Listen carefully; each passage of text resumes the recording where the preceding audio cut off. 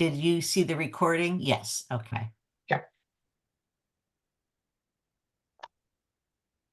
Okay. Well, thank you, Pam. Thanks again for inviting us, and always happy to present to the business community. Like I said earlier, I've been with BLS for 20 years, and in my career here, I'd say probably with the last couple of years has been the people have had the most interest in BLS data with everything that's been going on in the economy. We've seen, high inflation. We've seen obviously the employment shifts due to the pandemic. Record high job openings starting to come down a bit. We had record high quit levels, lots of turnover. Those are starting to come down a bit too. So we published tons of data. The next slide will kind of go over some of the things, that little background about BLS if you're not super familiar with us. So we like to say we produce gold standard data. We've been doing this for over 100 years. Our methodologies don't change based on any administration or anything. We're an independent statistical agency, part of the Department of Labor. And the data that we produce, it impacts people in a variety of ways. So probably the most well-known way is our consumer price index data. It affects things like Social Security adjustments. It's used for tons of different policies. We produce the numbers, but people use them for all sorts of different ways. For example, in California, the AB 1482 Tenant Protections Act, they use CPI data for rental increases and things like that. Tax bracket increases, uses CPI data. So it has a big impact on people's lives. We also produce info, probably good for this crowd here, information for employers and job seekers. We're going to cover our employment projections data today, but we're also going to just sprinkle in some other things that we do if you're interested. I heard somebody talk about defined benefits, defined contributions. We published the employee benefit survey, so tons of data on that. Our employment cost index shows how employers' costs for total compensation, wages plus benefits change over time, and things like that. So at the end of the day, we hope the data that we produce helps people make more informed decisions about the economy. So like I said, we're part of the information office here. There's 5 of us, Nicholas, Naomi, 2 others. Nicholas is going to cover the projections part. I'm going to start with just anytime we talk about what's expected to happen in the future, what we're projecting to happen in the future when it comes to employment, we always kind of like to start with what's going on now. So we're going to cover the first half of the presentation, kind of a baseline, what's going on in the economy now at the national level, as well as San Diego County. Going to sprinkle in a slide for Poway too in there. And then we're going to finish up with our employment projections. And then time permitting, Naomi's going to talk a little bit about our regional campus ambassador program. So I noticed Grand Canyon University, so that's something that you might be interested in. So she'll cover that at the end.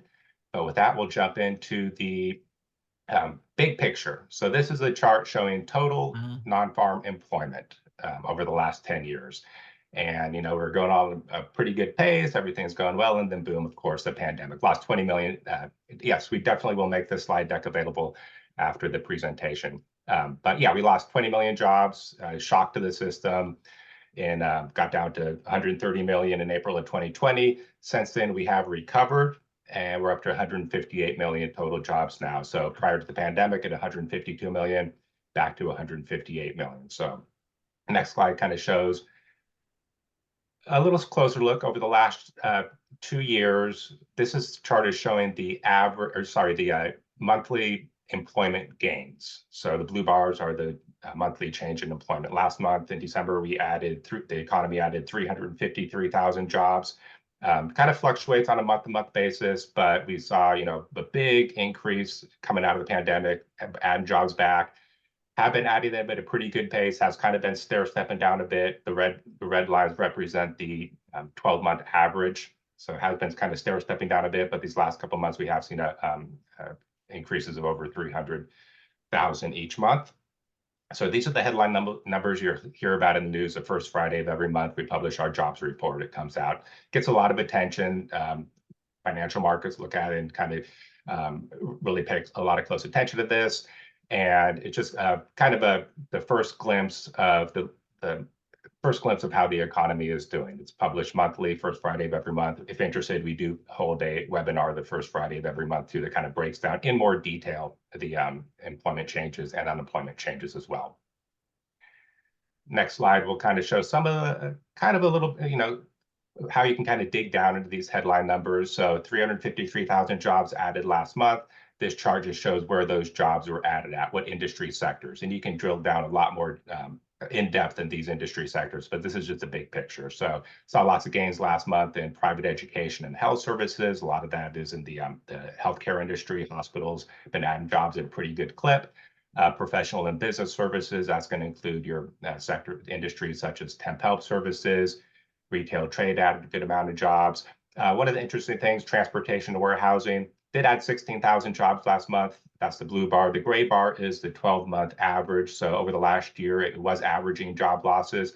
But at the same time, this is a sector that's still well above its pre-pandemic levels.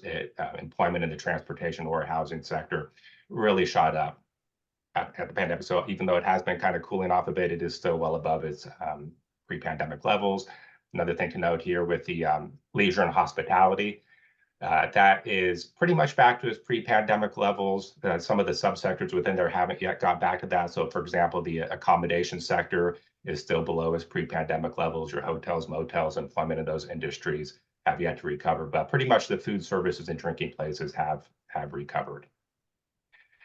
And the next slide, another output from our monthly jobs report is this chart that kind of ties in average hourly earnings. So the blue bar is the over the year percent change in average hourly earnings, up 4.5%. And the red line, that is the consumer price index. So that's measuring inflation from the consumer's perspective. So you might have heard about the news, experienced it yourself at the grocery stores, the gas pump. Inflation was super high. It got up to, 9%.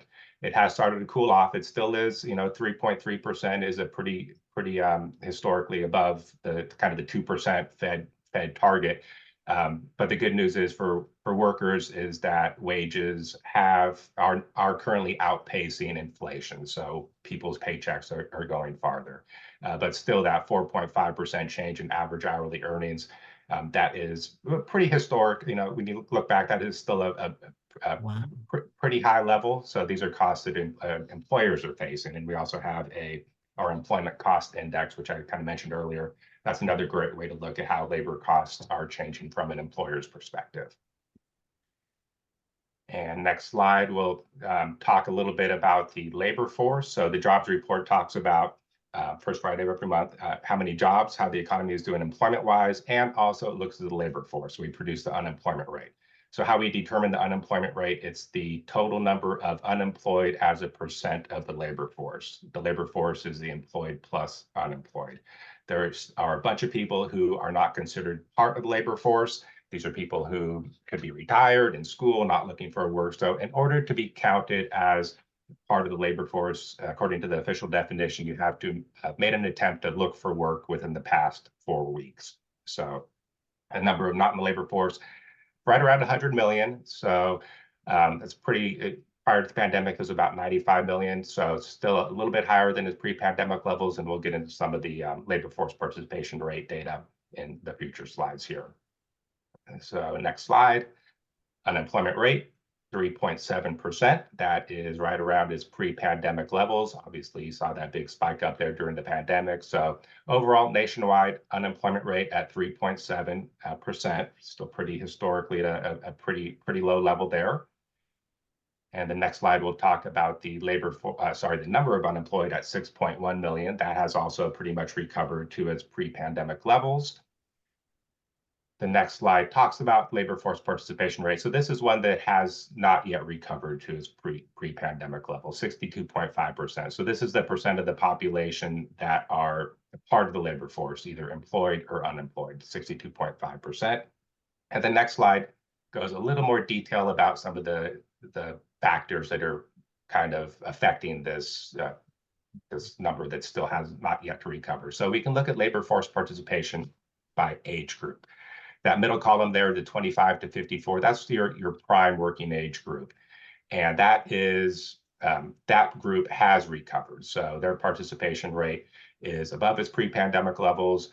The younger workers, 16 to 24, that's recovered. It's really that older group, that 55 and older, that has not yet recovered to its pre-pandemic levels. And so that's kind of bringing down that overall average. And if you look at the numbers right below the chart, this is just showing how it kind of ties in with the aging population. Nicholas is going to cover this in his projections as well, but this is really starting to have an impact on some of the numbers that we're seeing, especially when it comes to the labor force. So the 55 and over group is making up a larger percent of the population than it was back in 2014. So 2014, that group made up 34% of the population. Now it's up to 37%. So you have they're making up a larger portion of the labor force, and they also have a lower labor force participation rate. So that's bringing down that overall number. So this kind of ties in with something you've probably been hearing about a long time, but it's kind of the baby boom cohort, that aging population as it makes its way through the labor force. Larger percent of the population is in that older age bracket. And next slide will cover some of the other things that we can look at when it comes to the labor force. This ties into education. This is our chart like we show about educational unemployment by educational attainment. We like to say that education pays. Not only do you have higher wages, but you have lower unemployment. So this is basically probably something everybody's familiar with, but it kind of gives a snapshot of what's been going on. Higher education, such as bachelor's degree and higher, have a much lower unemployment rate than those with less than a high school diploma. And you can see they kind of, even during the pandemic, they all did shoot up, but they're still keeping that same breakout, those same levels: higher education, lower unemployment. And just kind of to show, so this is all what we've been showing so far is all national level data.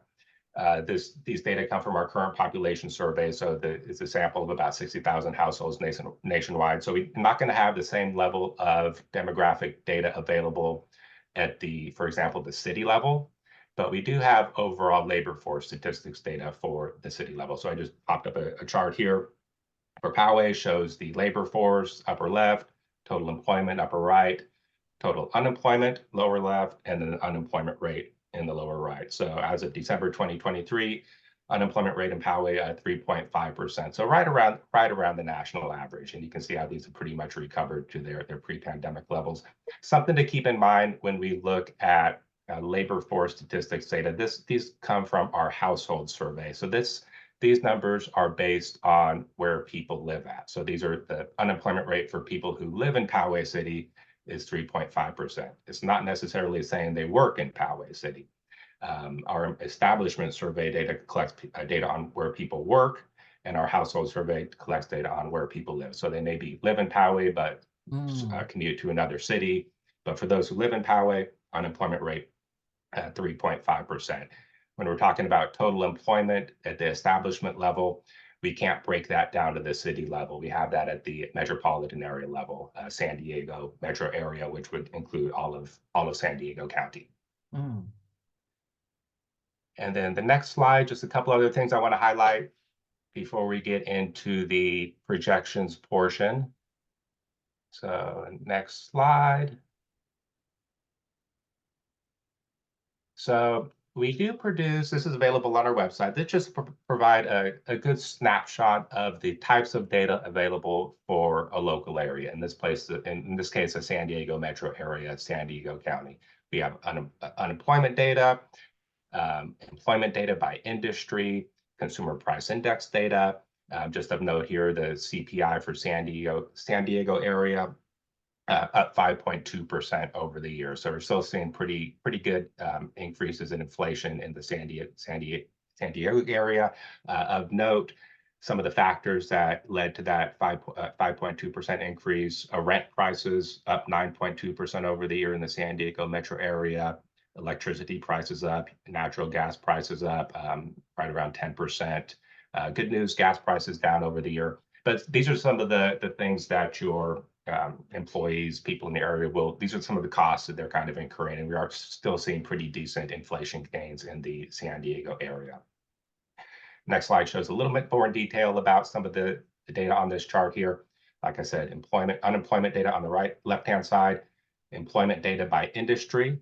So this is based on where people work at, San Diego County. You can see total employment up 1.4% over the year. That's the column on the right. And then you can see the various industries and what how they feed into that 1.4%. So, for example, leisure and hospitality employment up 4.9% over the year, education and health services up 4.4%.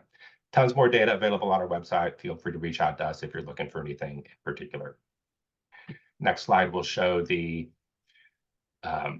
a little bit more about one of our most popular products, our occupational employment statistics data. Next slide, Nicholas.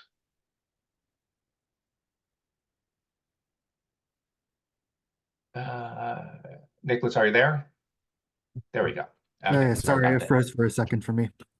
Okay, no problem. So this is actually one of our most popular products. Is occupational employment and wage data by detailed occupation. So this is a just very simple chart here, but we publish occupational pay data by metropolitan area for over 800 occupations. So this is an example of San Diego registered nurses make 56.65 an hour, much higher than the US average. But if you click on that link at the bottom, we'll share the slides later, it'll take you to all the detailed occupations available for the San Diego metro area. It kind of shows what the market rate is for particular occupations in a particular area. We publish this data on an annual basis. Next update will be coming out, I believe, the end of March with 2023 annual average data. So a great resource. Tons of other data there too. We have percentile data if you want to look at pay ranges are available as well. Next slide will show just another way we can look at occupations. So the largest occupations in the United States, retail salesperson is the most common occupations, 3.6 million. You can see some other ones there. This is the national level. We can drill down and look at the state level on the next slide. Actually, the metropolitan area. So retail salesperson is the most common job in the nation. If we look at the San Diego metro area, which is San Diego County, home health and personal care aides, the most common job, followed by cashiers. And see the other occupations there as well. And we can also look at what makes a particular area kind of unique. So this is based what we call location quotients. This is just showing what occupations are kind of more unique to the San Diego area than they are compared to the rest of the nation. So anything that has a location quotient over 1 means there's a higher concentration of those jobs locally and nationally. So this is kind of just an idea of some of the kind of occupations that are unique to your area in San Diego County. And just kind of keep these in mind when Nicholas goes through his projections, kind of keep some of these occupations in mind as we look at the national projections. And one final slide, I believe, before we jump into the projections, we can also look at what industries are unique to San Diego County. So tons of data at the county level. You can drill down to what we call the NAICS, 6-digit NAICS code, North American Industrial Classification Systems. See how many establishments are in a particular detailed industry, what their total employment is, what their average weekly wage is. And once again, this is based on location quotient. So these are the industries that are most unique to San Diego County. So with that, I will pass it over to Nicholas, and he's going to talk about our 10-year employment projections. So Nicholas? Yeah, thanks, Matt. So yeah, I'm going to be going over the 10-year projections. These are the only forward-looking projections that we do at BLS. Everything else is backwards looking, and it's from our employment projections program. And there's contact information for that particular program office on the slide here. But just getting into some background first, these projections cover 832 occupations and 292 industries. One thing to note is that when we do these decade projections, we aren't projecting for years in between. So, but we do produce them annually, which is how we sort of keep a rolling basis going. So when we produce, for example, the 2022 to 2032 projections, that doesn't mean we're projecting anything, for example, for 2025 or 2028. We're just projecting out a full decade. If you wanted to get like the 2025 projections, then you'd go back, or something like that, you just go back to the decade projection for that. We also only project at the national level, but the states and some local areas do their own projections, and our data serve as inputs for those local projections.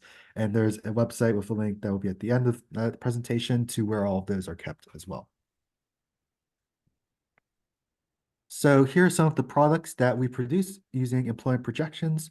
We have the Occupational Outlook Handbook as a website and as an app.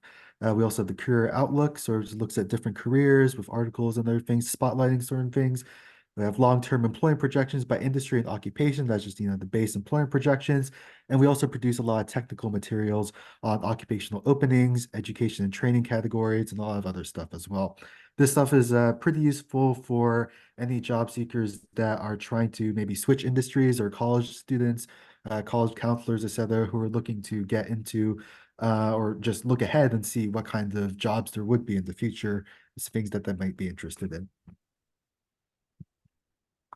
So just getting into the data now, we do see slower growth being projected for population, labor force, and employment. Employment is projected to increase by only 3.0% annually. That's the green on the far right there. This is much lower than the previous 2012 to 2022 decade, where the 13.7% change reflected a robust recovery from the 2007 to 2009 Great Recession. The slowing population growth, which is that dark blue on the right, 7.1% instead of 8.5%, is attributable to declining fertility rates and also slower immigration. And the slowdown in labor force growth, that middle yellow column there, down to only an increase of 3.9% over the decade, is the culmination of two demographic trends, that lower population growth and also the aging of the population, which I'll be getting into more later as well in the projections. So this is a pretty interesting chart. This is just showing labor force participation rates for all of the older age groups and the sort of prime age working cohort adjacent age group as well. And as you can see, the labor force participation rate for all of these older age groups is going to increase over the decade, and actually has been increasing over the decades. So in particular, if you look at that 75 and older category, that red there, you can see that from 2002 to 2032, we're projecting nearly a doubling in that participation rate from 5.1 to 9.9%. The primary reason for increasing participation rates for these older groups are Social Security reforms and employers moving away from defined benefit pension plans. Surveys also indicate that most older workers are continuing to work out of a financial necessity. And this is also facilitated by the fact that a shift in the economy to less physically demanding jobs means that older workers can stay longer at their particular jobs as well. So for example, if you're in the information sector and you're working at a computer, that's less physically rigorous than if you're on a construction site, hauling wood or stone or something like that. And just one thing to note here is that even though we see this significant increase in the labor force participation rate for older age groups, it's still far below that of the participation rate for even the age group that's adjacent to the prime age working cohort. You can see that of the 55 to 64 there, that dark blue 68.4% labor force participation rate versus the 9.9 labor force participation rate for the 75 and older. And that's going to come into play a little bit later. So this is a very interesting chart. This is showing the age groups as a share of the labor force. So as you can see here, the oldest age group's share of the labor force is going to be increasing, while the youngest is going to be declining. You can also kind of see some of the generational cohorts moving for the age groups here. So for example, if you look at that red, the 21.7 to 23% increase in the 35 to 44-year-old age bracket, that's partly due to the millennial generation cohort, which is defined as all those born between 81 and 96, entering this age group by 2032. And you can see that at the top with the baby boomers entering the 65 and older. So that's why it's going from 6.6 to 8.5 there. So just a brief look at some of the demographic data that we do collect. So above the dotted line is all race groups, and below that is all ethnicity groups. One thing to note is that the all other category includes those that are classified as being of multiple racial origin, and also the racial categories of Asian, American Indian, Alaska Native, Native Hawaiian, and other Pacific Islanders.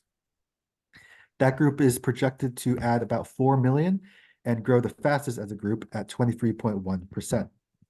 Looking below the dotted line, you can see clearly that Hispanics as a group are going to have a much higher growth rate than other than Hispanic. The factors leading to the higher growth rates for Hispanics include that they have historically higher birth rates, and also we expect to see increased historical immigration of foreign-born Hispanics. And in addition, foreign-born Hispanics have a higher labor force participation rate than other than Hispanics as a group. oops, didn't mean to go forward slides there. So this slide here is a chart showing labor force participation rates overall over the decade. So we are projecting to see a decline in the labor force participation rate for men, women, and also as a total over the decade. Now, this may be a little bit confusing because previously I just noted how all of the labor force participation rates were increasing, right, for all of the older age groups. But that's where that little fact that gap between the actual labor force participation rate for the older age groups and then the prime age working cohort comes into play here. So even though we're going to see more older people working in the labor force for longer, right? As they contribute more of the labor force, the overall participation rate is going to get dragged down because even though they're working more, they're still at a rate, proportionally speaking, working far less than those in the prime age working cohort are, like 7 times less, or roughly that. So that's why the labor force participation rate overall is going to be decreasing, even though older age groups are going to see increased labor force participation rates over the decade. So now just getting into some of the occupational data that we do have. So the healthcare support occupational group is projected to grow the fastest here. And if you look at the third one there, healthcare practitioners and technical. So if you combine both the healthcare support and the healthcare practitioners and technical groups, those two groups are expected to account for roughly 2 of every 5 jobs projected to be added over the decade. This group includes a wide variety of occupations, but driving the growth is home health and personal care aides, which is the largest occupation in the group and is projected to grow by 21.7% and add about 800,000 jobs alone. The fast growth of the elderly population and demand for assistance in care in retirement communities, assisted living facilities, nursing homes, and other facilities is expected to contribute to the overall growth of this occupation. Looking at that second one there, computer and mathematical occupational group, that's projected to experience the second fastest job growth with rising demand for information technology products and services contributing that, AI, big data, cloud computing, all of that sorts of stuff is going to increase the demand for jobs in that occupational support group. So this chart kind of just shows the flip side of what we're seeing with the increasing, for example, jobs in the occupational support group. If you look, you can see, for example, office and administrative support group is projected to lose 6.2% of its jobs over the decade. And if you look at the third one there, sales and related, also expected to decrease 2.6%. So this is largely due to these technological changes that are facilitating automation and driving job growth for the computer group, right? Now coming off on the other end, causing less demand for employment for secretaries or for cashiers or for clerks. Once we get improved software tools, voice and image recognition, digital data collection, automated scheduling systems, all of these things are going to reduce the demand for work that was previously done by many of these office and sales related occupations, especially for cashiers, retail salespeople, and first line supervisors of retail sales workers. Those are projected to lose jobs as we transition more from a brick and mortar economy to having more online shopping from Amazon and other companies as well. So this here is just a drill down into some of the occupations that make up the computer and mathematical occupational group. So as you can see here, these 6 data scientists, statisticians, information security analysts, software developers, actuaries, and computer and information research scientists, these contribute the most in terms of growth to the occupational group. And in fact, these 6 occupations shown here are projected to be among the top 30 occupations overall, with the fastest employment growth in any of the occupational groups. So these are sort of just some jobs to keep in mind going forward. So now just a brief look at the education and pay data that we do collect. So this is not from the projections data. This is from the OEWS, the occupational employment and wage statistics data that we collect, and we publish this annually it covers May 2022 or May 2021, etc. So as you can see here, education, as Matt said, pays. As you go up the educational scale, as one might expect, the pay also, average pay, the median pay increases. One thing to note with how we define which jobs go into each of these brackets, right, is we're assessing jobs on the typical level of education needed. So for example, just an arbitrary example, let's say computer scientists typically need a master's degree, right? That means that on average, the average computer scientist have it. That doesn't necessarily mean that all of them do. Some computer scientists may have a doctoral degree. Some may have actually a high school diploma and be a computer scientist. It just means that typically speaking, computer scientists need a master's degree. So then we would put that in the bracket for master's degree, and that would contribute to the number of jobs in this chart here. So now looking at the projection side of things, occupations that need more education for entry are projected to grow faster. So not only does education pay in terms of wages, it also pays in terms of job opportunities that are available to you, kind of also intuitive there. The more education you have, the more opportunities you have. So occupations that typically require a master's degree for entry are projected to grow the fastest during the decade, followed by doctoral or professional degrees, associate degree, bachelor's degree, and then post-secondary non-degree award occupations. The slowest growth, as you can see, is projected in those that either some college or no college there. That doesn't mean to say that all of the occupations that don't require college, for example, are going to decrease or not increase significantly over the decade. It just means overall those categories are going to not see that much growth.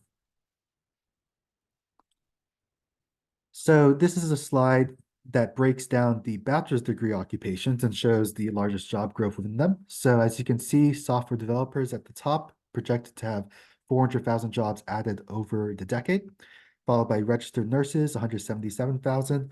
So as you can see here, a lot of the occupations are in those occupational groups that I was talking about, for example, the computer group and two of the healthcare groups as well. But we also see some other ones, for example, in the business and management occupational group, the management analysts or the financial managers also seeing some healthy growth over the decade. So this is for associate's degree occupations. So as you can see here, just looking down the list, except for preschoolers, teachers, and paralegals and computer network support specialists, 7 of these occupations on the list are related to healthcare. So again, showing that growing medical needs of an aging population and other healthcare needs that go along with that. And here is a slide showing high school diploma occupations over the decade. So this is sort of going back to that point I made that while high school diploma occupations might not overall be seeing growth over the decade, that doesn't mean there aren't localized, spikes in growth that are projected to happen. So as you actually look at the top there, home health and personal care aides, that was, as I said previously, actually the top growing occupation amongst all occupations. And it only requires, typically speaking, a high school diploma, going to add 800,000 jobs there. So that's one thing to keep in mind, is that we're still going to see growing demand for lower education or lower skilled jobs as well. And also one thing to note is, for example, for cashiers, they're projected to lose 300,000 jobs over the decade, right? That doesn't necessarily mean that we're not going to see significant job churn, because cashiers tend to be youth employment or seasonal employment, right?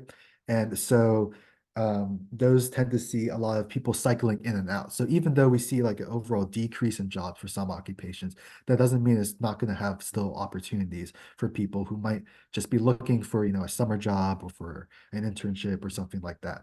And you can actually get into more of that for job opening and labor turnover survey data, which goes into, higher rates, open rates, separation rates, quit rates. And when you combine all those together, you kind of see a pattern of, oh, even though, the net job loss may be 300,000, that doesn't mean that people aren't hiring cashiers during that period. So this is a chart showing the no formal educational credential occupations with the largest job growth. They're at the top. Restaurant cooks kind of makes sense. As we have an increasing population, the need for food or people to eat is not going to go away. So we're going to need more cooks. We're going to need more construction laborers. We're going to need more people to build housing, et cetera. All of those sorts of things going into the job growth here. So now just looking at the brief overview of all of the occupations together, you can see here the top 10 fastest growing occupations by percent. So at the top is wind turbine service technicians, projected to increase 44.9%. But as you can see, that nominal employment change is actually only 5,000, right? So even though we're going to see a significant increase in the number of wind turbine service technicians, that doesn't necessarily mean that, to the broader economy, that's going to have a very significant impact in terms of employment numbers. And that's also something to keep in mind when we're talking about all of these employment numbers for the projections that we do. They're national, right? They're not going to necessarily show up in San Diego County or in Poway. We have to sort of take into account that in that area, there's certain specific concentration of job occupations. As Matt was talking about, those unique occupations specific to San Diego County, for example, and then extrapolate that to the national data and sort of make your own picture of that, of what these occupations here might translate to your local area.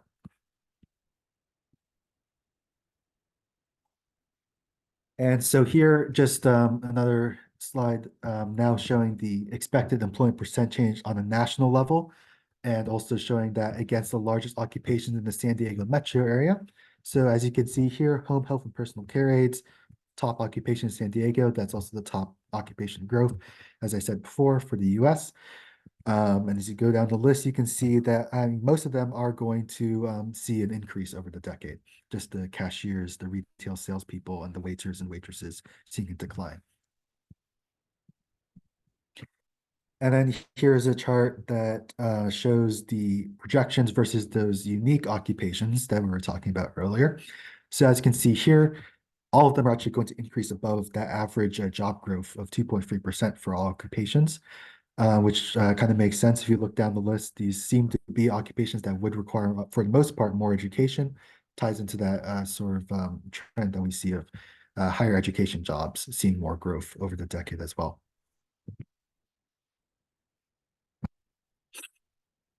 And I did promise a slide with the link to the local and state projections. So there it is. Do note that they tend to be a little more behind in terms of how they publish it, simply because we publish ours first. The national numbers, the easier to get out. Theirs has a lot more granularity, so it does take more time to process. But it is very interesting data, and I'd highly recommend checking it out. It's great data. It's just tend to be a little bit lag behind.